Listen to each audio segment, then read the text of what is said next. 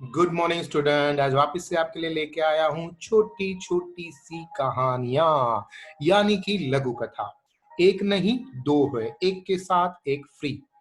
पहली जो लघु कथा है उसका नाम है ठेस, एंड सेकंड लघु कथा का नाम है थ्रो, यानी कि घा। फर्स्ट जो है उसके लेखक का नाम है मोहन भाई बाबू भाई Patel, and Janak Trivedi is second लघु कथा के लेखक है। नाउ आज का विषय गुजराती स्टैंडर्ड 11 और साहित्य प्रकार इसका रहेगा सेम लघु कथा। तो सबसे पहले जानकारी लेते हैं मोहनलाल भाई के बारे में। तो बहुत ही अच्छे साहित्यकार है, ये लिटरेचर लिखने में बहुत ही अच्छे हैं।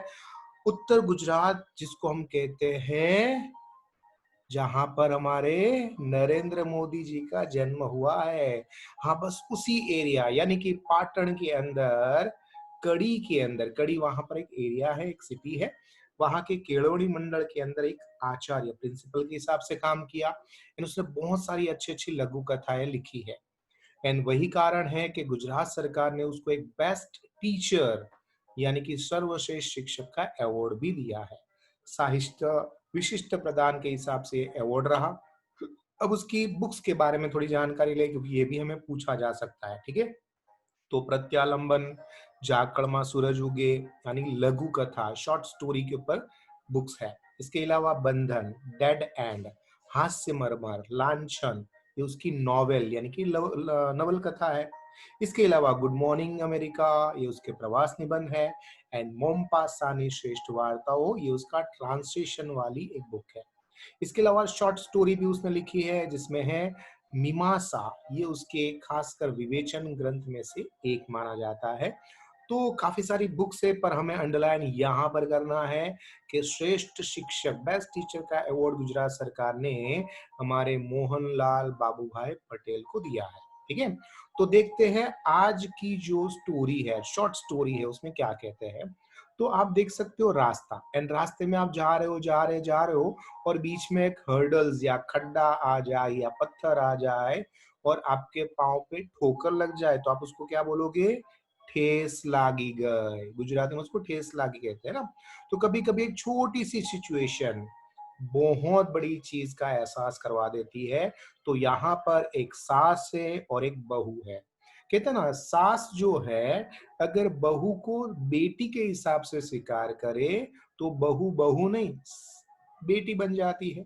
उसी तरह से बहू जो है उसके साथ अगर बेटी जैसा व्यवहार करे, तो भी काफी सारा फर्क पड़ता है।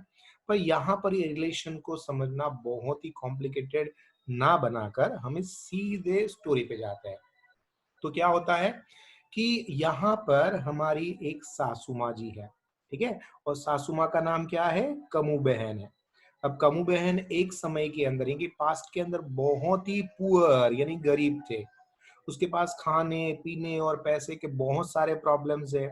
जो उसके बच्चे थे उसको पढ़ाने लिखाने का भी प्रॉब्लम था। एंड उसकी एक बड़ी बेटी थी, जो बड़ी बेटी बहुत सारा हार्डवर्क करके घर का सारा कारोबार चलाती थी। पर अभी अभी हालत अलग है। अभी ऐसा समय है प्रेजेंट टेंस के अंदर, यानी कि प्रेजेंट टाइम जो है, यहाँ पर कमू बहन बहुत ही पैसे वाले बन चुके हैं। उसके पास बंगला है, गाड़ी है, मोटर है, और हाँ, उसका जो बेटा है उसकी एक सुंदर सी बहू भी है, जो भी संस्कारी और गुणी है। तो हुआ ऐसा कि स्टोरी कहाँ से स्टार्ट होती है कि कमू बहन की जो बेटे की बहू है, यानी कि पुत्रवधू, बाजार में से कापड़ खरीद करके लेके आती है। किसके लिए? सासू माँ के लिए। और हमेशा एक अच्छी बहू होने के नाते सासू माँ के सारे टेस्ट वो जानती है कि उसको कैसे कलर चाहिए, कैसे डिजाइन चाहिए। तो फटाफट फटाफट से लेके आती है। एंड थोड़ी बार સુધી कापड़ ने अलग अलग पीस जो है वो सासू माँ को बताना शुरू कर देती है। बहुए જોયું कि सासू माँ के चेहरे पे इतनी खुशी नहीं है। मैंने इतना अच्छा उसके लिए कपड़े लेके आई, साड़ियां लेके आई, पर सासू माँ का चेहरा अभी भी प्रसन्नता नहीं दिखाई दे रही है। इसलिए बहू को लगा कि चलो पूछ लेते हैं। उसने पूछा, આમાંથી કોઈ પીસ ન ગમ્યું તમને મમ્મી? કેમ આમ? सासुए पोतानी जात को संभाले, और उसको लगा कि हाँ भाई, मेरे फेस पे थोड़ा सा दुख तो है, पर ये मैं अपनी बहू को बताना नहीं चाहूंगी। इसलिए सासू माँ ने अपना ये दुख बताए बिना उसको बोला, नहीं केम ना गमे भाई, તું આટલું સરસ મજાનું કાપડ લાવી છે, મને ગમ્યું, हाँ बेटा મને ગમ્યું। पर बहू को भी एहसास हो जाता है एंड सासू माँ को भी एहसास होता है कि हाँ मुझे अच्छा लगा है फिर भी नहीं लगा है। आखिरकार बहू ने जो इतनी खुशियों के साथ लेके आई थी उसको थोड़ा खराब लगता है। वो हुए सासू माना शब्द का रणकार समझ जाती है। सारे जो साड़ी के पीसेस लाई थी उसको फोल्ड करके यानी कि संकेली ने एक कबाट के अंदर रख देती है और मन ही मन में बबड़ती है, कौन जाने શું છે તે કાપડની વાત પર એનું હંમેશા અમારી સાસુમાનું મોઢું જ ચડી જાય છે। इस तरह से गुस्सा करती है एंड सारे जो पीसेस लाई थी कापड़ के वो कबट में यानी कि कबाट में रख देती है। अब जो सासू माँ है वो चली जाती है अपने पास्ट की बातों को याद करने में। ठीक है, तो अभी पास्ट की बात हम यहाँ पर बता रहे हैं। દીકરો ઘણું કમાયો હતો, ગરીબીના કપરા એની ખરાબ દિવસ પસાર हो चुके थे। કમુ બહેન હવે ભૂતકાળ બની ગયા હતા। ઘરમાં સુખ સગવડ के अब सारी चीज बहुत सारी खरीदी करके शॉपिंग करके आ रही थी। इसको देखकर કમુબેન રાજી તો થતા હતા પણ એનાથી વધારે મોંઘું કાપડ જ્યારે પણ ઘરમાં આવે તો હંમેશાનું મોઢું પડી જાતું, ઉદાસ हो जाते थे। एवा समये एक वक्त उसकी जो बेटी थी, जो अभी नहीं रही, उसका मृत्यु हो चुका है, देहांत हो चुका है। तो हमेशा जब भी घर में कपड़ा आता है तो अपनी बेटी को याद करके उसके आंखों में से आंसू निकल पड़ते हैं एंड हमेशा उसको याद करती रहती है। दिक्री एक समय के अंदर जो उसकी जो बड़ी बेटी थी जो इतना हार्डवर्क करती थी, उनाड़ा के अंदर समर सीजन के अंदर वेकेशन के टाइम के अंदर जो कॉटन होता है ना, कॉटन उसके ऊपर जो फ्रूट आता है, फ्रूट जैसा यानी कि बाद में वो फ्लावर बन जाता है एंड फ्लावर जब ड्राई हो जाता है तो उसकी जो किनारी होती है वो बहुत ही शार्प होती है। उसमें से कॉटन निकालने जाओगे ना तो आपके हाथ में से खून निकल आएंगे, आपकी उंगलियों में से खून निकल आएंगे। ये जो होता है ना कॉटन, उसको कहते हैं कपास। और उसके जो फ्रूट आता है यानी कि जो फ्लावर होते हैं उसको कहते हैं काला। और उसके अंदर से कॉटन निकालना होता है। तो जो उसकी बेटी थी वो समर वेकेशन में क्या करती थी, दिन रात वो कॉटन के अंदर से रुई निकाल निकाल के जो मजदूरी मिलती थी उसमें से पैसा इकट्ठा करती और उसमें से अपने कॉलेज की फीस है, अपनी किताबें है, वो लेके आती और उसमें से भी सेविंग करके हमेशा अपनी माँ के लिए और अपने लिए हमेशा कपड़ा खरीद करके लाती और मम्मी को दे के, देखो मम्मी मैं आपके लिए ये लेके आई और मेरे लिए ये लेके आई, और माँ को बताती थी। पर माँ बेचारी હંમેશા દુખી हो जाती और कहती कि बेटा આમ કપડા ગમવાની વાત નથી, પણ આપણે કાલાની રકમ, તારી फी, चौपड़ियों ये सब के लिए इकट्ठा करते हैं। इतना महंगा कापड़ हमें नहीं पोसाता है। अभी तुझे पढ़ाना यानी कि भणावવાની છે, मोटी बहन ने परणावनी मतलब शादी करवानी है, बेटे को भी पढ़ाना है, घर का खर्च चलाना है, और तू ऐसा लग्जरियस लाइफस्टाइल चाहती है। ये वैभव ये पैसा हमें अच्छा नहीं लगता है, समझ में आया बेटा?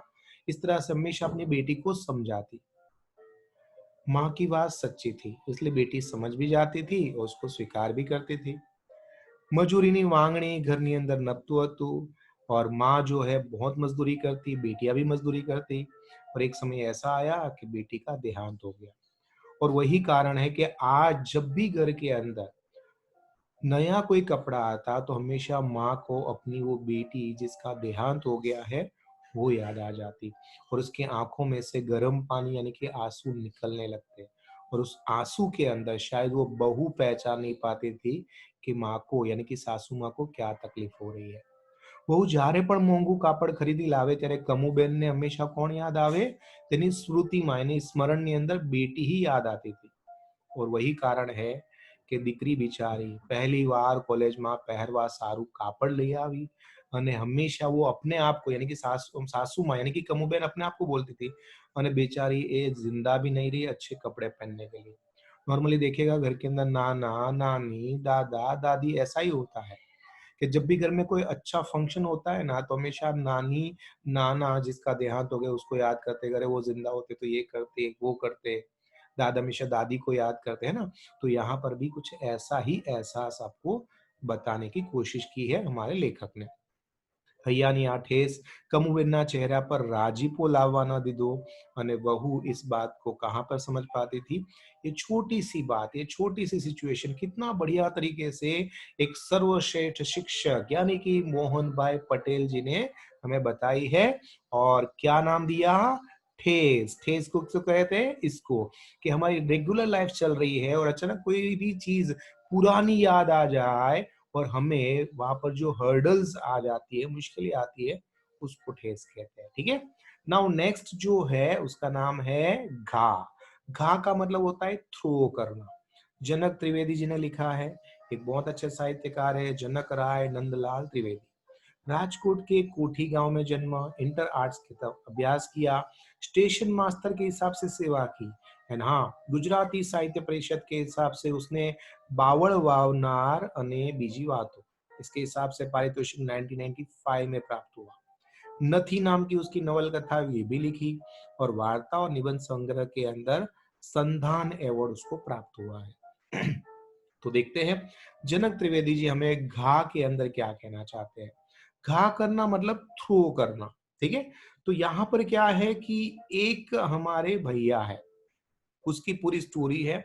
एंड ये जो भैया है वो याद करते हैं अपनी वाइफ को।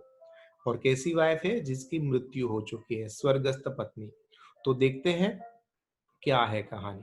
कहानी कुछ इस प्रकार से है कि घर के कंपाउंड के अंदर अभी रेनी सीजन के कारण से थोड़ा हरा भरा घास उग चुका था एंड थोड़ा सा सूख भी गया था। थोड़ा सा कीचड़ था, थोड़ा सा घास था, थोड़ा सा पानी था और थोड़े बड़े उबड़ खाबड़ जमीन थी। तो इसके कारण से जो घर के अंदर फ्री बैठे रहने वाले ये जो बाबूजी है, उसको उसका बेटा जिसका नाम था निशित, तो निशित ने अपने पिताजी को बताया कि बाबूजी बाबूजी, तो क्या हाँ, આપણા ઘરની पीछे यानी कंपाउंड के अंदर देखो ना घास निकाल दो ना, ये जमीन थोड़ी सरखी कर दो तो क्या है यहाँ पर थोड़े बहुत फूल छोड़ हम उगा सकते हैं और अच्छा लगेगा, कंपाउंड भी अच्छा लगेगा, यहाँ पर कीचड़ भी नहीं रहेगा, माखी मच्छर भी नहीं होगा, तो अच्छा लगेगा। तो निशित ने अपने पिताजी को रिक्वेस्ट की। पिताजी ने भी बोला कि हाँ चलो कोई बात नहीं, वैसे भी नौरा ही बैठा रहता हूँ, तेरे बच्चों को खिलाने के अलावा मेरे पास कोई काम भी क्या है, तो ठीक है मैं कर दूंगा। अब निशित तो चला जाता है अपने ऑफिस पे और बाबूजी जो है वो पास्ट टेंस के अंदर अपनी बातों को याद करते हैं। क्या याद है? कि आज से करीबन 6-8 महीने पहले निशित के पिताजी और उसकी माताजी घर में अकेले रहते थे, निशित नहीं रहता था। और नॉर्मली क्या है, हमारी जो पुरुष जाति है वो थोड़ी आलसी टाइप की है। अब देखो घर के अंदर पापा को ही देखना, ड्राइंग रूम में बैठे हैं, चाय लाना तो मम्मी चाय देती है, वो पी के वहां पर रख देंगे, पर वॉश बेसिन में या किचन तक नहीं छोड़ेंगे, है ना। घर के अंदर आपका जो डाइनिंग टेबल है वहां पर ही अचार रखा होगा इस साइड के अंदर, पर पिताजी उसको नहीं उठाते हैं जब तक उसकी वाइफ नहीं देती है, मम्मी नहीं देती है ना। तो हमारे थोड़े पुरुष जाति आलसी टाइप की होती है। तो हुआ ऐसा था कि 6-8 महीने पहले जब निशित की माता जी जिंदा थी, वो भी हमेशा बाबूजी को यानी उसके हस्बैंड को यही बोलती थी कि देखो हमारा जो कंपाउंड है उसमें कैसा पीला चिट्टा घास है, मन में बिल्कुल भी अच्छा नहीं लगता है, चौमासा के टाइम के अंदर कंपाउंड में पानी भर जाता है, कीचड़ आ जाता है। निशित की माँ हमेशा ही कंप्लेन करती और हमेशा निशित के बाबूजी क्या बोलते कि हाँ हाँ कीचड़ है, मैं थोड़ी रेती डाल दूंगा, कंकरी डाल दूंगा, अच्छा हो जाएगा, कोई प्रॉब्लम नहीं, अभी कर लूंगा अभी कर लूंगा, पर कभी करते नहीं थे। और आखिरकार कौन करता? तो कि निशित की बाई करती थी बेचारी। एंड वो करते करते करते एक बार इसी तरह से उसकी डेथ हो गई। अब डेथ हो गई उसके बाद आज जो है 6-8 महीने के बाद अब यही काम कौन कर रहे हैं? निशित के पिताजी कर रहे हैं, है ना। तो यहाँ पर हमें यही बात बताने की कोशिश की गई है कि निशित की जो माताजी है वो ये जब कार्य करते करते करते मर गई, तो वहां पर इस कंपाउंड में उसके एक पांव के निशान रह गए थे। आज निशित के बाबूजी वो कार्य करने में लगे हुए हैं क्योंकि उसके बेटे ने बोला है ना। अब मम्मी तो रही नहीं, तो चौमासा के बाद जब उसको साफ सफाई करने में लग गए, तो 6-1 महीने पहले इसी कंपाउंड के अंदर जब अवावरू पड़ा था, उसको जब डिगिंग करने जाते हैं, उसके हाथ में फावड़ा होता है और उसका जो ये टूल होता है उसको जैसे ही खोदने जाते हैं तो वहां पर उसकी वाइफ के पांव के निशान थे, वहां पर उसके फावड़ा लग जाता है एंड उस वक्त उसके हस्बैंड को यानी निशित के पिताजी को याद आता है अपनी पत्नी कि अगर सही समय पे मैंने सही कार्य कर लिया होता तो आज शायद तक उसकी पत्नी जिंदा होती। तो कभी कभी एक छोटी सी सिचुएशन भी एक बहुत बड़ी सिचुएशन खड़ी कर देती है। सो ये यहाँ पर बहुत अच्छी तरह से बताया गया है, लिया गया है गुजराती लघु कथा संचय में से। ठीक है, चलो देखते हैं उसकी लॉन्ग आंसर है जो हमारे पास दो लॉन्ग आंसर है। सबसे पहले हम इसका इंट्रोडक्शन लिखेंगे, है ना। तो ठेस का इंट्रोडक्शन क्या बोलेगा, श्री मोहनलाल पटेल द्वारा रचनाबद्ध કરવામાં આવેલ આ લઘુકથા ठेसમાં मानव जीवन विषय खूब જ सुंदर રીતે વર્ણન કરેલ છે। और फिर आप इसको पॉइंट वाइज आप आंसर लिख सकते हो, है ना। तो ये यहाँ पर जो पॉइंट दिए उस हिसाब से लिखोगे तो कोई प्रॉब्लम नहीं आएगा। जैसे मैंने अभी आपको चैप्टर समझाया एज इट इज आपको इसमें से पॉइंट वाइज आंसर बना लेना है। सेकंड ये है, सेम ये दो में से एक आपको गारंटेड आपको क्वेश्चन पूछा जाएगा, या घा का शीर्षक समझाओ या फिर ठेस का शीर्षक समझाओ। ठीक है, दोनों बहुत ही इजी आंसर है। आपको जो मैंने स्टोरी बताई एज इट इज आपको इसमें लिख देनी है। खास इसमें इंपॉर्टेंट है शॉर्ट आंसर। जैसे लिखा है, पुत्रवधू सासू ने उमड़का भेद शू बतावी रही હતી तो बाजार में से खरीद के लेके आए कापड़ के पीस। ठीक है, વહુએ બધા પીસ કેમ સંકેલી લીધા, क्योंकि વહુએ સાસુના શબ્દોમાં રણકાર वो खुशी नहीं दिखाई दी, इसके कारण से वो सारे पीसेस को फोल्ड करके अंदर कबर्ड में रख देती है। સાસુને જુદા જુદા પીસ જોતા કોણ યાદ આવે છે, તો પોતાની દીકરી જે કોલેજમાં પહેરવા માટે મનપસંદ કાપડ લાવી હતી ને તે દીકરી। આખું ઘર કોની કમાણી પર ચાલતું હતું, તો બાની મજૂરી કે ઉપર। નેક્સ્ટ ક્વેશ્ચન 4 है, નિશિતે ઘાસ કઢાવીને શો રોપવાનું કહ્યું હતું, તો કે ફૂલ છોડ। આંગણું શાથી અવાવરું પડ્યું હતું, કારણ કે બાનું મૃત્યુ પછી इस कंपाउंड को कोई भी साफ नहीं कर रहा था। क्वेश्चन नंबर 3, કોદાળીનું પાનું કોના પગલા વચ્ચેથી ઊંડું ઉતરી ગયું, तो स्वर्गस्थ मम्मी यानी कि माता जी का जो पांव थे वहां पर उसको कोदाली का पानु यानी कि टूल ઊંડા उतर जाता है। क्वेश्चन नंबर 4, નિશિતની મમ્મી મૃત્યુ પામી છે એને કેટલા મહિના થયા હતા, दैट इज 6 मंथ, 6 महीने हो चुके थे। ठीक है, अब यहाँ पर इसके सारे आंसर्स हैं और ये क्वेश्चंस हैं। जैसे लिखा है जमीन, धरा, धरती लिख सकते हो। अवावरू का मतलब क्या होता है, खंडर, खाली जगह, है ना। कीचड़ मतलब कादव, पंख कह सकते हो, मोढू, मुख, चेहरा, कपड़ा, कठिन। पीस का मतलब होता है टुकड़ो। મોઢું ચડી જવું मतलब ગુસ્સે થઈ જવું, અને મોઢું પડી જવું मतलब उदास થઈ જવું। इसके वाक्य जरूर बनाइएगा। ठीक है, और ये आपको समझ में आया कि नहीं आया, आपको नेक्स्ट क्या चाहिए ये भी हमें बताएगा, और अगर अच्छा लगे तो 4 लोगों तक जरूर पहुंचाएगा। क्वेश्चन आंसर्स के साथ हम सारे के सारे चैप्टर्स ऐसे ही आपके लिए बनाते रहते हैं, बनाते रहेंगे। तब तक मुझे आज्ञा दीजिए। आपका दोस्त, आपका मित्र, आपका गुरु Mahendra Joshi. Thank you very much.